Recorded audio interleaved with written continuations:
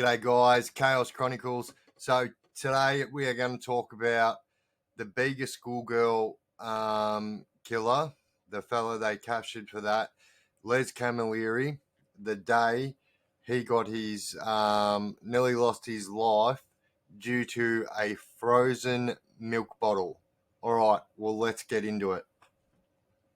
So in the 90s in Australia, there was the Bega schoolgirl case where girls were kidnapped and sexually assaulted and ultimately murdered. Now, they got two people for this, and Les Camilleri was one of them, who is a notorious sex pest. And so on this day, at Barwon Prison, they have a canteen that's kind of like no other canteens or tuck store or buy up, whatever you want to call it, like any other. So it's kind of joint on to the central movement control where the screws box is and where everyone has to go in and out of. And so what there is there's a big roller door, and they close that roller door, and then there are turnstiles, and that turnstile will let one through at a time. So when one comes out, another one goes in. And there are usually, in that room where the turnstile is, the actual canteen room, anywhere from 5 to 10 people in there at a time. So it's pretty crowded. People getting their buy-ups. It's pretty loud. People whinging that they got ripped off yesterday and whatnot. So anyway, the reason they have the roller door there is because on the time where Protection get their canteen, the roller door is locked and the turnstile is no longer accessible. And then what they do is they shut off central movement control and they let the Protection prisoners go in and get their canteen. And so what basically happens straight after that is like they'll open up the canteens again for the mainstream prisoners once they're all out and got their canteens. And sometimes the mainstream prisoners would go before Protection, and sometimes Protection would go before mainstream. And on this particular day, mainstream had been before Protection in the canteen. Now, on the opposite side of that roller door is the Barwon Yard. And in Barwon Yard, they've got 4 units. So they've got Cassia, Diosma, Eucalypt, and then they have got, it's a B rating unit that's still a part of that yard, but it's actually in its own little compound type thing. But they can still, the B yard prisoners can go out to the yard, but the other yard prisoners aren't supposed to be able to go into that yard, but they still do. So, you know, just so you can kind of see in your head what's going on. So the canteen door is here, and there are literally people walking right beside it. Most of the time when Protection are in there getting their canteen, that they're getting abused the whole time, getting spat on, piss thrown on them, like the whole deal, you know. And so whatever happened, I honestly don't know the answer to this, but whatever happened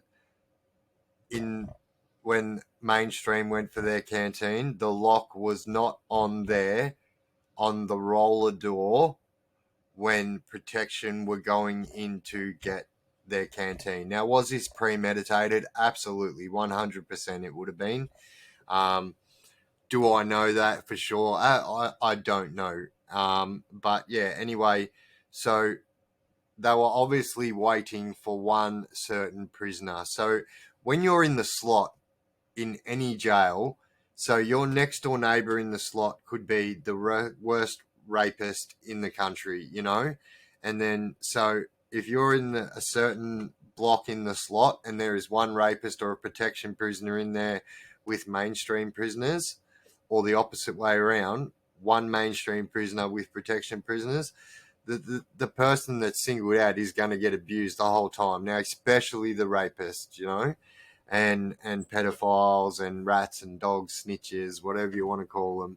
And so This guy, Les Camilleri, spent a lot of time in the slot, usually for his own protection. But this guy is a big man. Like, so he's a big fucking guy, maybe 6'6", 140 kilos, a big guy. And so um, what I've heard is that, you know, he had issues with somebody from in the slot, and the person that he had issues with, who I won't name, was somebody who was actually small in stature, but like an absolute animal. And so anyway, they waited for Les Camilleri's time to come in and be in that little room with the sliding door.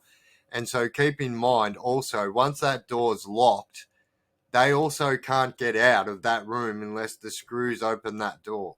And so basically, if someone had a chance to open that sliding door and close it behind them, the sliding door is the only way out. And if that sliding door is down, you're not really going to get a chance to get that open if you're getting your ass handed to you. And so, anyway, this person's obviously bided their time and waited for Les to come through, Les Camilleri, and he's come through. The sliding door came up. This bloke ran in, and in his hand he had, so at most jails you get milk cartons, right? But you only usually get a 600ml milk carton. But at Barwon, they give you 1 litre of milk every 2 days.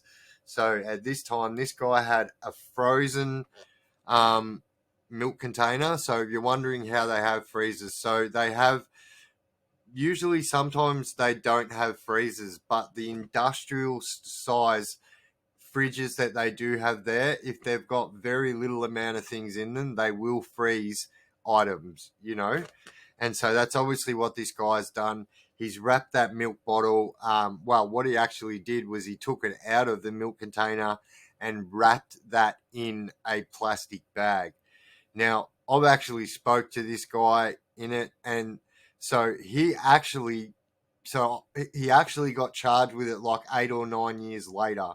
And so the reason he got charged, so they would have had his fingerprint, but the plastic bag had blood all over it, and I'll get into that, and they threw that away. And so years later, I can't remember how they told me, but he got away with it for 8 years. He was out of jail, and they come and charged him again. And yeah, he's waited, he's closed that door down. And when I tell you the size difference in these two men is like crazy, I'm talking someone that's 5'1" or 2, no lie, very small dude, and then 6'6" or 6'7", but very big dude. And the smaller dude just went in there with this big ice block, and he literally bet this guy, like the guy nearly died from it, from an ice block. And the blood was absolutely crazy and was absolutely everywhere. Now, at Barwon, when something like this happens, the whole jail gets locked down for days. It's a government-run jail. It's pretty professionally run too. And yeah, he actually got away with it. But like the screams that you could hear, was blood-curdling. And once again, the officers just stood off and watched, and rightly so. You know, this is someone that needs to get what they deserve. Now, that picture you can see there is the offender that got his ass handed to him, Les Camilleri. And yeah, he is not a nice human being. And I'm pretty sure ever since then he's been in very strict protection, 23-hour lockdown. It's like the slot. And he hasn't been out since. But then that poor guy got charged 8 years later. He'd been out of jail, had his life changed, everything like that. And then bang, here come these charges 8 years later. And that's how long he got. He got 8 years for intentionally caused serious injury, which was one of the major charges what I'd done my 9 years on. That charge itself holds 25 years maximum. So it's a bad charge to have, and he got that. But yeah, there's another example of a a sex offender or a pedo or something like that, like getting their ass handed to them. If you were to ask me, Do I know yes or no? No, I don't. But the answer, I would think, if the screws were involved in this, fucking oath they would have been. Because you got to think, like I say in my other videos, screws are just human beings. They're not like judges that go through years and years of training not to have a biased opinion. They're just normal. And so, yeah, that's they're just normal people, guys. And 100% they hate these people as much as the average person hates these people, and especially people that do things to kids. They rightly so cop their right whack, you know what I mean? And yeah, Les Camilleri copped his right whack, and they never made that mistake if it was a mistake again. But yeah, that nearly cost that guy his life also. And then yeah, the other guy copped nearly 10 years jail for it, nearly 10 years down the track. Now I know that the statute of limitations on major offences do not have. There's no time limit on the statute of limitations, which means you could do these crimes today, you could get away with them today, and they could come 50 years down the track and charge you for that. There is no statute of limitations. But other charges, the statute of limitations varies from 5 to 10 years. They have that only window to charge you, and then that's it. Once that window's up, they can't charge you after that. But major crimes like murder, rapes, and things like that, and a major assault will not have a statute of limitation. But yeah, there you go, guys. Another bad character copped his right whack in corrupt prison environment.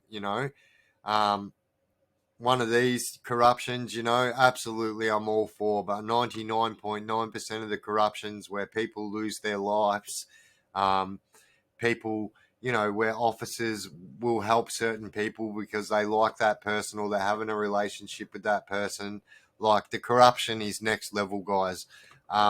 People have said to me, why don't you speak up about it? Well, it's not really my job to do that, but do I have enough information to friggin' crash Port Phillip on its head? 100%. But I'm not the only guy that does. Like, anybody who was a somebody in that jail, or anybody who was in that prison between the time it opened till the time it got its cameras, will tell you that they seen unspeakable things. If you go through the comments in my last few videos, you will see the comments from people.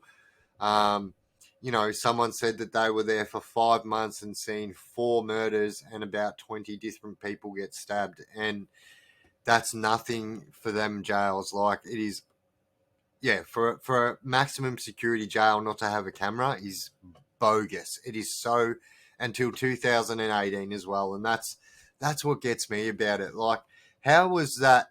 It's got to be some human right that in prison it should be cameraed, especially in countries that aren't third world countries. Like, absolutely crazy. But all right, guys, I'm going to wrap it up there.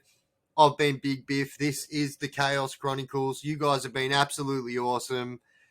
The channel's growing nicely. I'm so happy with the way my channel is developing and maturing, and the way it's growing is a very humbling experience, guys. And yeah, I'm really, really happy with it. So yeah, if you guys haven't subscribed, jump up there and shoot me a subscribe. That would be absolutely appreciated. If you smash that bell icon, you'll never miss one of my videos. You will get a notification every time one of my videos comes out. And yeah, guys, chuck a comment in there. I'm really, really humbled by all these comments, because it's very humbling to have people be understanding and know what I'm trying to do here. I'm not trying to be a hero and tell all my stories and try and act tough. I'm literally, like I say it in every movies, if I can deter one child from going to jail, carrying a knife or whatever, well, then I've done my job, haven't I? All right, guys. Well, I've been the Chaos Chronicles. You guys have been absolutely awesome. I will see you in the next video. Catch yous later.